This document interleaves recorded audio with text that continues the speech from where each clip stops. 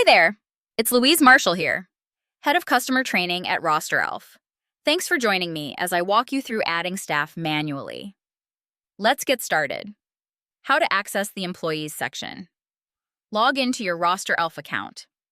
Click Staff in the top menu. Choose Add Employee at the top of the page. How to enter employee details. Type the employee's first and last name. Add their email address and phone number. Include optional details like date of birth or employment start date.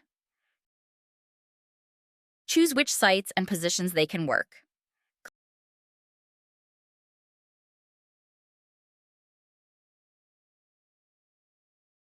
Click Save at the bottom of the page. Thanks for watching. If you have any questions, our support team is here to help. Until next time, happy rostering!